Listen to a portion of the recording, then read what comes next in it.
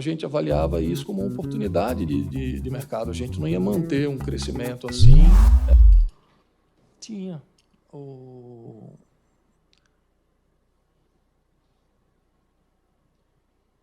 BRB deve ter aproximadamente, eu não quero arriscar aqui um número, mas talvez uns 10 milhões de contratos na carteira, somando todos os produtos. Então, o que a gente está falando aqui é de que talvez fosse 10%, um acréscimo de 10%. em termos de quantidade de contratos. E em termos num de valor? Produto que a gente conhece, num produto que a gente tinha sistema adequado para fazer isso, tanto que a gente passou a fazer um processo de internalização desses contratos, exatamente para diminuir qualquer dependência, ainda que operacional, que fosse do master. Em termos de volume de contratos, sim. E em termos de recursos, também algo nessa base? Também. Os 12 bilhões também representam também 10% de acréscimo na operação do banco? Também. Inclusive porque, veja, naquele momento a gente avaliava isso como uma oportunidade de mercado. A gente não ia manter um crescimento assim para sempre. O senhor nos disse aqui que as conversas do M&A começaram ali em janeiro, provocação do Master, e avançaram todo esse período. E que a oferta final, digamos assim, fazia uma redução, uma exclusão significativa dos ativos do banco, 2/3, mais ou menos, dos ativos do banco. Nessa exclusão estavam também carteiras de crédito ou não?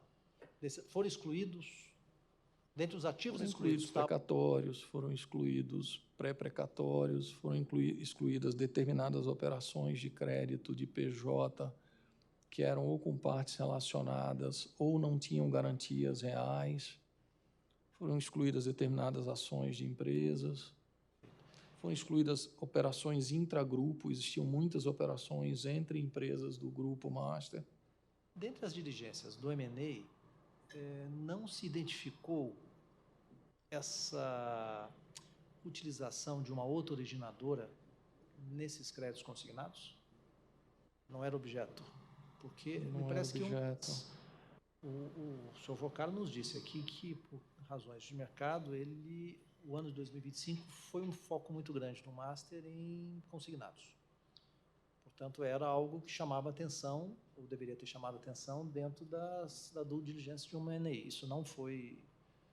Não foi um achado, não foi um encontro dessas diligências. Não foi um achado. E explico por quê. Tinha uma carteira, a gente participaria da gestão em sendo autorizada a operação. Basicamente, todo o negócio do Master seria organizado com um jeito BRB, né? Na própria operação de M&A tinha uma previsão de cisão e de saída de várias empresas e de vários negócios.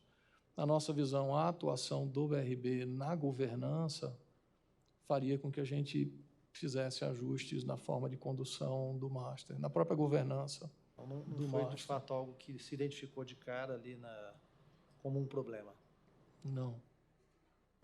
Uma outra pergunta, o senhor disse que, a partir do momento em que se identificaram os problemas, reduziu-se significativamente o volume de operações com o Banco Master.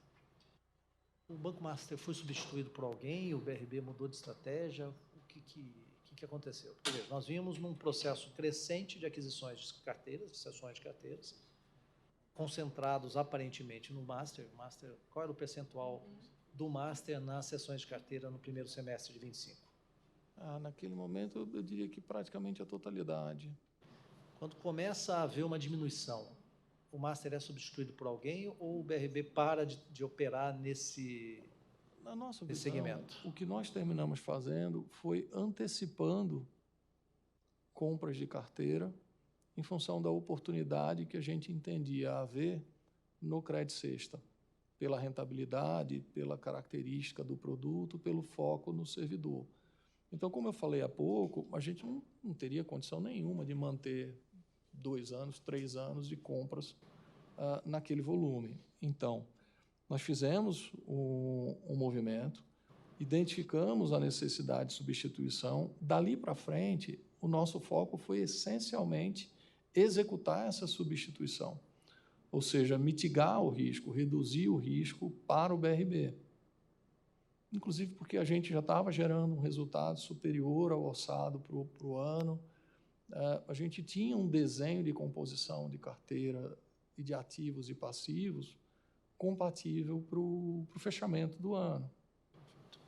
O senhor nos disse aqui que sabia, comentários do senhor Vorcaro, que havia problemas de liquidez no Master. Isso, de fato, não era nenhum segredo propriamente no mercado. Essas operações do ano de 2025 de cessão de créditos, elas redundaram em alguma forma de desafogar esse problema de liquidez do Master? Mas eu acho que foi uma estratégia do Master de obter liquidez por meio de cessão de crédito, como outros bancos fazem, inclusive o próprio BRB. Se a gente olhar a série de sessões do BRB de 2021 para cá, tem momentos que a gente está mais vendendo carteira e tem momentos que a gente está mais comprando carteira. Então, é uma prática normal. E não era relevante para os senhores se isso implicava, de alguma forma, num alívio para o Master naquele momento, especialmente considerando que os senhores estavam fazendo M&A para quem Meu adquirir? cuidado era com o BRB, né? Na nossa visão, o que a gente via era uma oportunidade de consolidar uma formação de uma carteira de crédito de baixo risco com uma rentabilidade compatível. E a gente estava percebendo na evolução da composição da carteira essa formação de resultado, de algo que começou em julho de 2024. Entendi. O senhor nos disse algumas vezes aqui que recebia as informações da implantação dessas operações. Quem é que mandava essas informações? Era o Master? Da implantação, desculpa. Eu recebia dos órgãos a confirmação dos contratos, não é isso? Os senhores adquiriram carteiras. Essas carteiras eram consignados. Dentre os relatórios que o senhor recebia, era a confirmação de que as operações existiam. Quem passa é sempre o originador, ou seja, o órgão não me passa diretamente. Era sempre via Master. Ele passa para o banco originador e o banco originador faz o tratamento e nos passa a informação específica dos nossos contratos. Então, assim, não havia contato direto no momento algum, com as empresas. Até o momento em que a gente começou a oficiar esses órgãos, antevendo a possibilidade de uma liquidação ou de uma intervenção no Master, para que a gente conseguiu a autorização do Master e a gente passou a fazer um trabalho junto a esses órgãos para que as informações pudessem vir direto para a gente. Perfeito. Na substituição dos créditos, já identificado o problema, precisamos substituir, esse é o foco, a substituição se deu por ativos com menor liquidez do que... Alguns com menor liquidez, outros não. Percentualmente, o senhor saberia... Não tenho esse percentual de cabeça, mas assim, alguns foram imóveis, outros foram ações, a gente teve um conjunto de ativos. Teve um ativo especificamente que me parece que gerou uma discussão maior, que foi uma operação de 2 bi com um fundo que era composto por ações da Ambipar e que exigiu do BRB uma discussão sobre como fazer o hedge para garantia desse contexto. Você poderia explicar essa operação e como é que o senhor enxerga? Se ela foi uma operação rígida, correta? A nossa visão foi, a gente tinha um conjunto de ativos à disposição para fazer as trocas, esses ativos passavam pelas análises das diversas áreas do banco, principalmente nos ativos de renda variável. A gente procurou estabelecer uma dinâmica de hedge para que tivesse uma rentabilidade compatível. E em todos esses ativos, a gente colocou um direito de venda nos ativos para que a gente pudesse, em algum momento, se tivesse um comportamento inadequado do ativo, se a gente tivesse acesso por alguma razão, uma decisão de revenda ou desfazimento, faríamos. Especificamente sobre a Ambipar. A Ambipar, no ano de 2024, teve uma valorização bastante atípica. Chegou a ter 700%, 800% de valorização, o que normalmente é um sinal de alerta do que pode acontecer com esse processo. E havia algumas indicações de mercado de que uma parte significativa dessa valorização decorria da atuação do próprio Banco Master. Sabemos que depois dessa troca, a Ambipar acabou entrando em recuperação judicial e esse fundo, obviamente, o valor hoje dele é muito inferior ao valor pelo qual ele foi Uma parte foi avaliado. revendida para o próprio Master.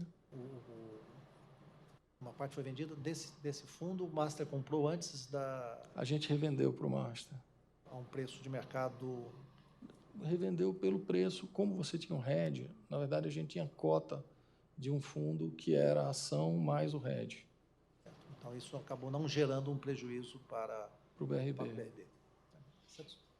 Satisfeito. Mas assim, a gente olhava para a Ambipar, inclusive nas análises técnicas que foram feitas, e achava que era uma empresa viável, né? Ou seja, no mercado ESG, com contratos importantes, com Oriente Médio, com Fórmula 1, com um conjunto de coisas. A discussão sobre a complexidade do hedge para a estrutura do BRB não foi uma discussão relevante, no final das contas. Foi debatido, foi estruturado, a área de tesouraria fez os pareceres pertinentes relativos a isso, foi levado ao Conselho de Administração, é uma das operações que foi levada ao Conselho de Administração, e foi debatido lá e entendeu-se que era uma boa operação. Obrigado, doutor Paulinho. Obrigado.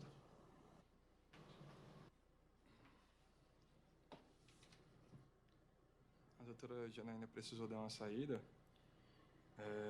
Só demais que só confirmando essas perguntas aqui são complementares, correto? Isso. Então, vou dar seguimento aqui para a gente não perder tempo. O Master parou de realizar os repasses ao BRB quando? Eu não tenho essa informação, porque todos os repasses em que, em algum momento, teve dificuldade, o BRB, o Master liquidou, ou mediante pagamento, ou mediante dação em pagamento de outros ativos. Então, concretamente, a gente não tinha problema relevante com repasse até a minha saída. O BRB recebeu a restituição dos 12 bilhões, total ou parcial? É aquilo que a gente comentou, que tinham 10 bilhões e 200 aproximadamente substituídos. Estavam em negociação mais 1 bilhão e 600 de treasuries, e o BRB tinha garantias adicionais constituídas de 9 bilhões de reais. Em relação a essas garantias, elas eram essencialmente de fundos do próprio Master? Ou havia outro tipo de... Eram fundos que tinham lá dentro direitos creditórios, precatórios, tinha carteira de crédito. Mas todos do Master, todos dentro da estrutura do Master.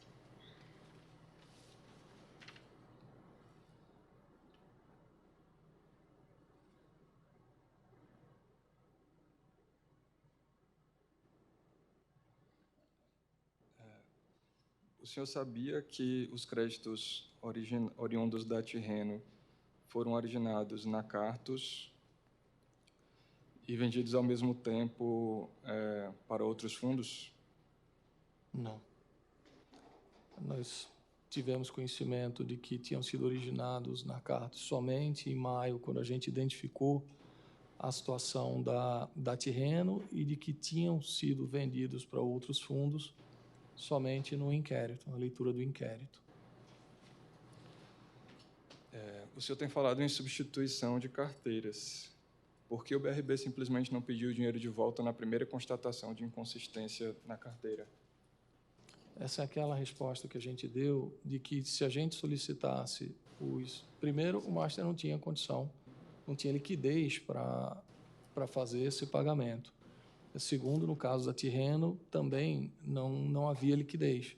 Ou seja, se nós solicitássemos naquele momento um pagamento imediato e provocássemos um evento de default, a gente não teria tido nem a condição de substituir esses ativos da forma que substituímos. O senhor tinha contatos periódicos com Daniel Vocário? Em que situações? Os meus contatos com ele eram eminentemente por meio de WhatsApp, nas negociações dessas operações. Era comum? A negociação da saída dessas operações eram comuns. principalmente depois que a gente iniciou o processo de troca dessas carteiras. Existia uma insistência de minha parte bastante grande para que fosse concluído o processo de substituição dos ativos. Era comum a compra... O senhor já respondeu, mas como veio a pergunta, tá? Era comum a compra sem coobrigação das carteiras? A compra sem coobrigação é bastante tradicional no mercado. Inclusive, todas as sessões que o BRB fez na história, sejam as suas compras, sejam as suas vendas, foram sem coobrigação. Você já fez? Já fiz. Ah, tá. Essa daqui também? Outra questão que chama atenção no procedimento todo é que o estoque de carteiras do total de créditos consignados, segundo apontado pelo Banco Central, seria de 2 bilhões. E aí, né, vem uma compra aí de um volume, né, significativamente maior. Isso foi apontado, isso foi notado pelo setor de Quando as próprias equipes do banco perguntaram, a informação que o Master deu é que eram créditos originados por ele, que eles haviam vendido no passado e que estavam recomprando e revendendo para o BRB, mas que eram créditos originados por eles e com as mesmas características dos créditos anteriores.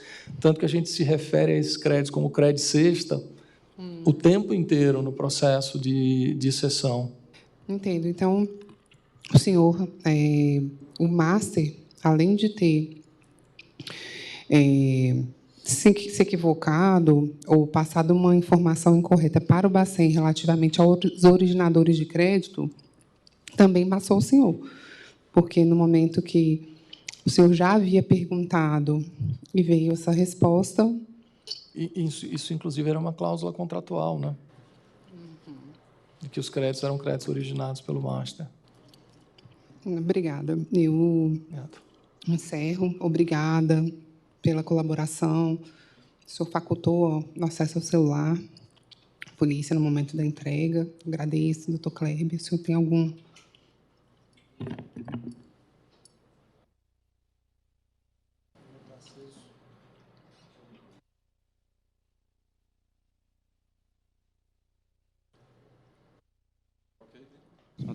Som está ok aqui? Agora sim. Paulo Henrique, você disse, respondendo à doutora Janaína, que houve a recusa de alguns títulos, de algumas carteiras, mas eu queria deixar isso claro.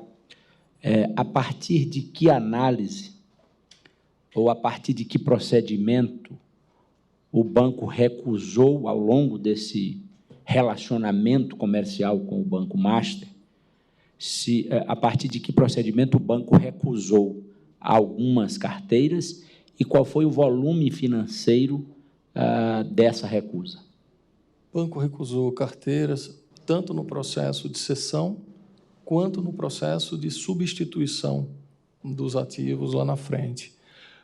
Se não me falha a memória, 2 bilhões e 600 de carteira recusada no processo normal de compra e aproximadamente 4 bilhões de ativos recusados no processo de substituição. A razão da recusa foram essencialmente as análises técnicas realizadas pelas áreas. Então, ou convênios com inadimplência acima do previsto, ou CPFs que não estavam em situação regular na Receita, ou CPFs que o BRB teve algum relacionamento no passado e não teve um desempenho adequado. E, no caso dos ativos a serem substituídos, análises das empresas ou das garantias ou de situações jurídicas ou judiciais envolvendo essas garantias e que levaram à negativa da aceitação. Me diga uma coisa, o senhor disse à doutora Janaína também que recebia, não o senhor diretamente, mas o BRB recebia mensalmente o relatório emitido pelo órgão onde o desconto do tomador do empréstimo era feito.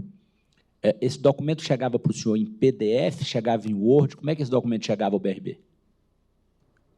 Quando o volume de carteiras do banco de sessões aumentou, a gente criou uma área específica do banco para fortalecer os controles, a governança e acompanhar esse tipo de coisa.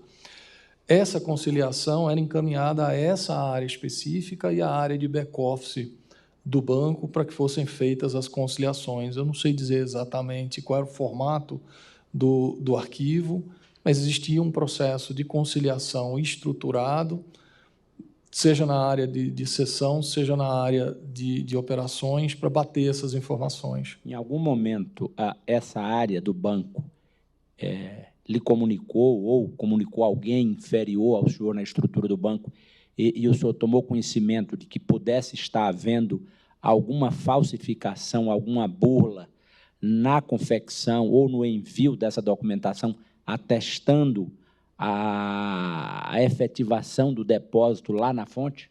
Não. O senhor pode dizer se, desde a primeira carteira, vamos dizer, originada, sabendo nós agora, pela Tirreno, o senhor sabe dizer se, desde o primeiro mês, não houve repasse ao BRB?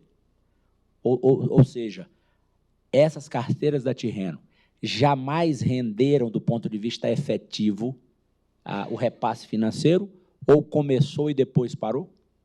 Nunca me foi relatado nada relacionado a isso. Tá. O senhor disse também, respondendo acho que ao eminente procurador da República, que o senhor conseguiu substituir 10 milhões e 200 e que obteve garantias no patamar de 9 bilhões para assegurar os 2 bilhões restantes que não haviam sido substituídos ainda. Estas garantias foram tomadas ou foram recebidas com algum tipo de deságio, com alguma vantagem para o BRB, ou o senhor as recebeu pelo valor de mercado? Essas garantias foram recebidas pelo valor que estavam registradas no master.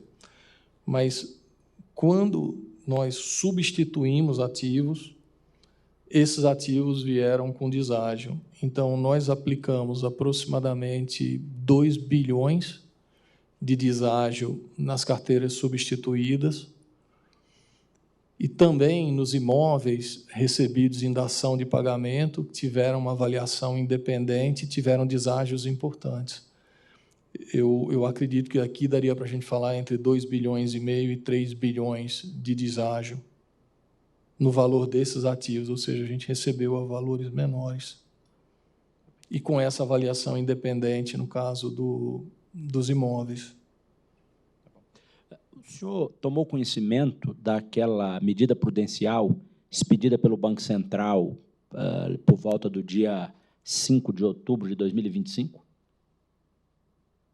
Sim, a gente tomou conhecimento primeiro do agendamento da reunião e depois da entrega formal da medida prudencial no dia 14, se eu não me engano, ou 15. Aquela medida prudencial impunha ao Banco BRB alguma providência emergencial, urgente, ou a medida lhe permitia prazo para solucionar? Ela determinava que a gente suspendesse novas sessões em que houvesse pagamento líquido para o master, ou seja, se envolvesse somente substituições de ativo no âmbito das trocas que estavam acontecendo, era permitido que se fizesse. Ela também restringia a possibilidade de que fossem feitos DIs, mas ela não exigia nenhuma outra medida de gestão imediata. Ela concedia um prazo de 30 dias para que o banco fizesse um plano de ação para endereçar os temas que lá estavam colocados e dava um prazo de 6 meses para que fosse feita uma auditoria no valor específico de ativos que foram recebidos do master. Antes daquela ocasião, o Banco Central, de maneira oficial ou de maneira informal, orientou o BRB, como o senhor disse antes, achava de bom tom que o BRB não comprasse mais ativo do master? Não. E o Banco Central tinha conhecimento de que o BRB comprava carteiras do master?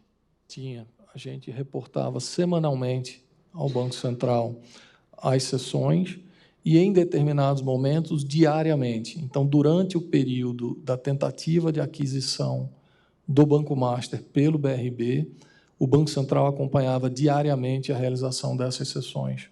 E quando o Banco Central tomou conhecimento da insubsistência ou da mudança do padrão documental daquelas carteiras, agora sabemos nós, originadas pela Tirreno, o Banco Central autorizou a troca de ativos? Sim.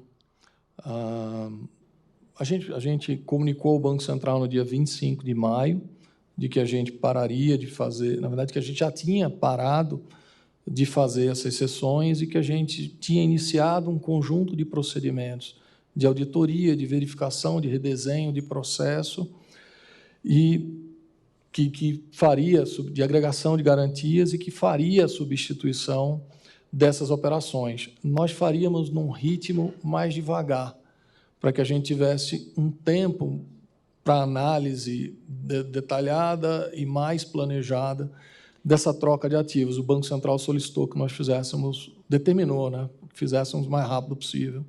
Paulo Henrique, só para concluir, algo que me chamou a atenção nesse processo, desde a minha primeira aproximação com esse inquérito, é precisamente essa forma de checagem.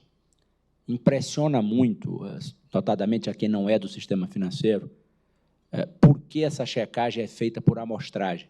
Na nossa vida cotidiana, nós, quando vamos comprar um carro usado, por exemplo, nós tomamos a cautela de levar na oficina, verificar se o motor está bem, se a embreagem está boa, enfim.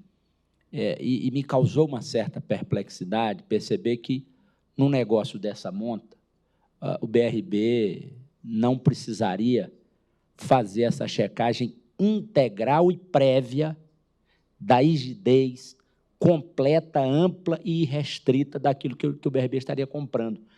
Eu queria que o senhor explicasse qual é a razão para que essa seja uma prática aceita no âmbito do sistema financeiro. Existe um padrão no mercado de que você faça essa verificação por amostragem, de que você tenha aquela cláusula que a gente tinha no nosso contrato, de que, identificando algum problema no contrato, esses contratos sejam substituídos. E isso ocorre eminentemente pelo fato de que o sistema financeiro é bastante regulado. As informações constam da central de risco, as operações são todas registradas na B3. Por exemplo, me causou surpresa imaginar que esses créditos poderiam ter sido cedidos para outros, se existe uma obrigação de registro na B3, que funciona como uma câmara, liquidação, um cartório, a cessão de crédito, em tese, se ele foi cedido para alguém mais, isso deveria ter aparecido no registro quando o BRB e o Master tentaram fazer esse registro lá. Então, uma das premissas de que o contrato, de que as operações eram originadas pelo Master, é de que já estaria no sistema financeiro e, portanto, já estaria registrado em todos esses lugares. Então, existe um determinado padrão, eu vou chamar de confiabilidade, num sistema que é muito regulado. Mas a prática adotada pelo BRB foi uma prática equivalente ao que os outros bancos adotam com a gente e que a gente adotava com outros bancos, inclusive em relação à amostragem e ao teor dos contratos. Só para concluir verdadeiramente, o doutor Procurador da República lhe perguntou isso e tem absoluta pertinência. O Banco Master acabou sendo ali o grande fornecedor de carteiras para o BRB, desde julho de 2024 até maio de 2025.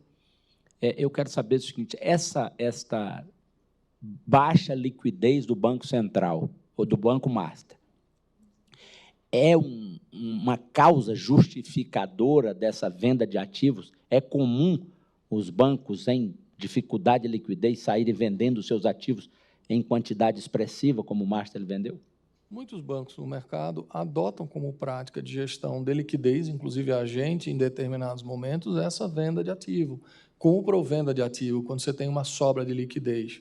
Compra quando você tem uma falta de liquidez, venda. Então, acho que uma pergunta até que a doutora Janaína fez e eu não respondi, é que outros bancos, eventualmente, a gente chegou a fazer operações assim. A gente fez com 10 outros bancos. Então, com o Banco Pan, com o Banco Paine, com o Banco BMG, com a Facta, que é uma financeira, com a Bix. Ou seja, a gente tinha um ecossistema construído de sessões que, ao longo desses anos, de 2021 para cá, a gente deve ter movimentado talvez algo perto de 40 bi, 30 e poucos bi.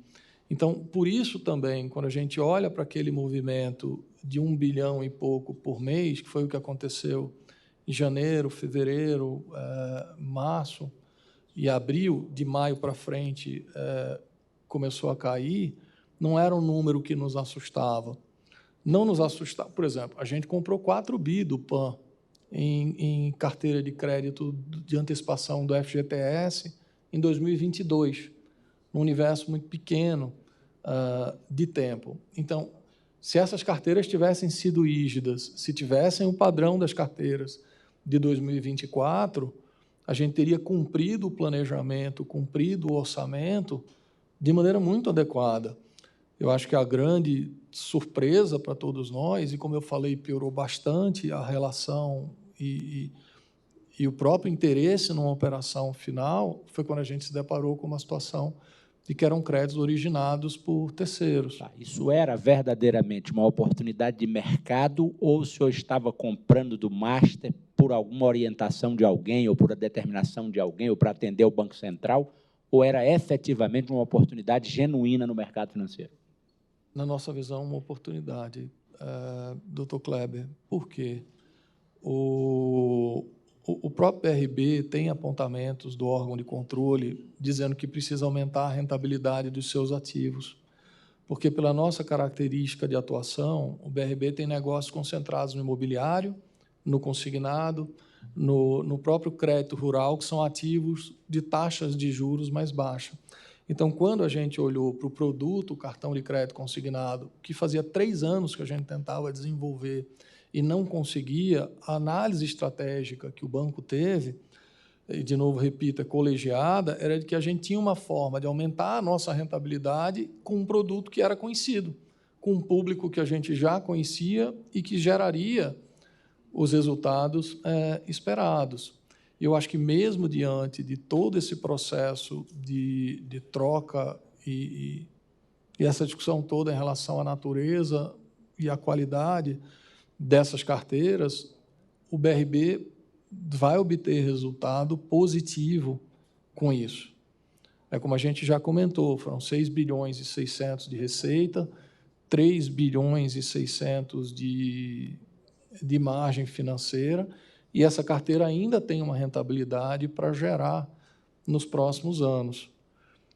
Até, doutora Janaína, eu li o que eu consegui do inquérito, é bem extenso, e, por exemplo, eu senti muita falta, não sei como proceder, mas talvez em algum posicionamento nosso, a gente pudesse também fornecer a impugnação que a gente fez àquelas medidas prudenciais. Porque muito do que a gente... Posso pedir uma quebra? Mas ele não já... não pode do BRB, só se eu pedir a quebra. Ah, entendi. Aí o ministro tem que deferir. Mas não já foi concedida? Não sei, porque aí eu acredito que tem as informações gravadas por sigilo bancário, doutor. Assim, se me permitir, eu não entendo direito, mas olhando as requisições e o tipo de documento que foi fornecido pelo banco, classificaria com sigilo bancário. Mas eu acho que é muito importante, porque a visão oficial que o BRB deu em relação àqueles pontos. Eu percebi que o tom, tanto do Ministério Público quanto da senhora, mudou muito nos documentos depois daquelas medidas prudenciais. E a gente está muito acostumado com o padrão de supervisão e aquele tipo de apontamento. É natural que o Banco Central seja muito duro, muito exigente nas questões que ele traz, quando exige que melhore o controle interno, quando exige que se aperfeiçoe um conjunto de coisas. Mas eu acho que trazer a própria visão oficial do BRB, em que ele explica cada sessão, em que ele mostra quais medidas ele já tinha adotado, quais ações, a própria situação de liquidez, porque existe um certo descompasso entre o que está escrito lá e a foto daquele momento. Ele faz muitas referências ao momento de fevereiro, março e abril, que foi, de fato, o momento de maior sessão. De lá para frente, um conjunto de medidas adicionais foram adotadas, inclusive a nossa própria certificação de que a gente estava cumprindo integralmente tudo que estava nas medidas prudenciais. Assim, eu vou, já que o senhor abriu, né?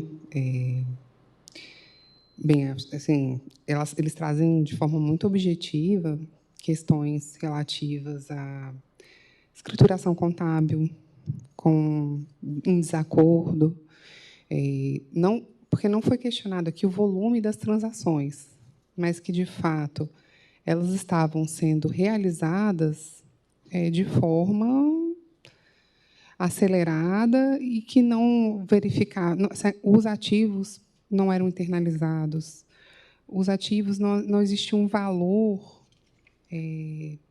os ativos não correspondiam àquele valor que foi trazido, não correspondia. Então, assim, foram questões muito, o senhor me desculpa, mas assim, foram questões objetivas trazidas com um impacto grande. E aí, de fato, não foi uma percepção só apenas, né, do Ministério Público, enfim, mas que foi levada ao Poder Judiciário. Então, assim, Doutora Janaína, se em algum momento puder, eu queria passar parágrafo a parágrafo daquele documento com a senhora, trazendo uma visão de quem estava dentro e contextualizando cada uma daquelas coisas.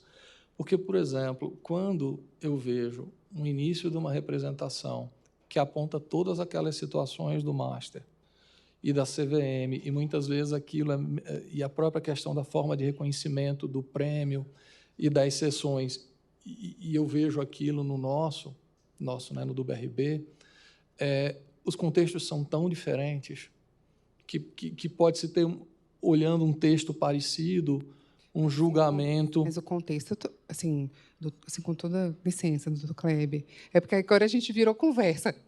Virou conversa. Se o senhor me desculpa, eu já vou até passar... Mas é porque, no contexto, tanto que não foi pedida a prisão do senhor. Né? Então, assim, foi sopesado de forma diferente também. Eu queria muito ter a oportunidade de explicar. Talvez seja uma operação muito diferente, incomum. Né? Não tem esse tipo de operação, imagino, todo dia aqui para discutir. Mas, assim, quando o órgão regulador, eu sei que isso, né, tenta se minimizar os fatos, mas, assim, é uma magnitude enorme, de uma lesão enorme, e, assim, quando o órgão regulador traz uma medida prudencial nos termos, de fato, que foi apresentado, e com fatos objetivos e muito bem descrita e etc., não tem como, né, é difícil para mim ou para qualquer outra pessoa contestar aquilo que vem de um órgão técnico. A gente recebeu...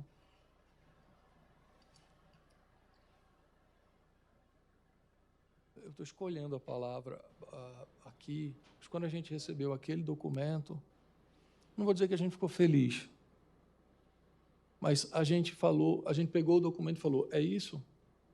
Tá bom, isso é o que a gente já está fazendo, é o que já está combinado, é o que a gente tem discutido. A gente ficou com uma sensação clara que aquele documento foi produzido com o objetivo de impedir novas sessões para que o Banco Central pudesse seguir com a estratégia de liquidação do Master. E não estou fazendo um julgamento equivocado disso. A gente entendeu como se fosse uma mensagem. BRB, o Master não tem viabilidade. A gente, como Banco Central, precisa adotar as providências cabíveis. Saiam do meio. Tanto que o prazo de 6 meses para a conclusão da auditoria, o prazo de 1 mês para que a gente fizesse um plano de ação. A gente até fez a impugnação e depois eu liguei para o Banco Central e falei, a gente nem espera que vocês mudem a decisão. A gente está fazendo a impugnação só para ter a oportunidade de contar um pouco dessas coisas, do que é que a gente fez diante disso. Então, por exemplo, lá tem um gráfico de liquidez, mostrando que não tem problema de liquidez, coisa que o Banco Central ratificou depois da decisão judicial, quando afastou a necessidade de uma intervenção no BRB. A gente explica, tintim por tintim, tudo isso. Então, para nós, quando eu percebi a mudança de tom, e lembro o que a gente sentiu, o que a gente discutiu, o que a gente conversou com o Banco Central, eu falei, poxa, talvez esse documento esteja sendo meio tratado, não vou dizer fora de contexto, mas com quem não tem o costume da lida com o Banco Central no tempo inteiro. A gente recebe apontamento do Banco Central o tempo inteiro. O assunto é sempre... O senhor, durante a sua gestão, teve alguma aplicação de outra medida prudencial nesses termos do Banco Central? O senhor comprou ativos dessa monta de outra instituição financeira? 12 bilhões, 16 bilhões, mais... Porque são mais. 16 bilhões, aí tem todos esses ativos aqui, mais 4, isso aqui de títulos de entidades não financeiras. É porque são várias tabelas, né? Enfim. O senhor já comprou? Então, assim... O senhor concorda que também o Banco Central não aplicou uma medida prudencial à toa, tanto que foi só uma em toda a sua gestão. De uma forma, a gente não está dizendo que não é uma coisa corriqueira, né? Medida à toa. O que eu dei só foi a nossa opinião sobre a razão do Banco Central ter aplicado essa medida naquele momento. A gente nunca fez uma sessão sem autorização do Banco Central.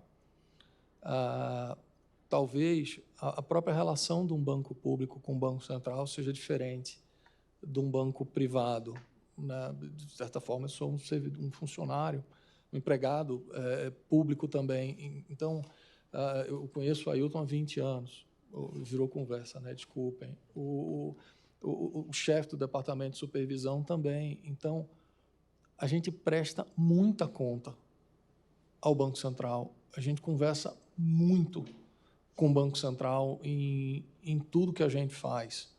Então, a gente entendeu naquele momento como muito mais um sinal dizendo assim, a gente não quer que vocês façam mais sessões porque a gente precisa resolver uma questão sistêmica. Mesmo que o negócio que os senhores estivessem realizando com o Master fosse algo completamente atípico dentro até do histórico do banco. No momento já não então, o senhor... mais. Não, mas o negócio, ele olhou para o negócio inteiro.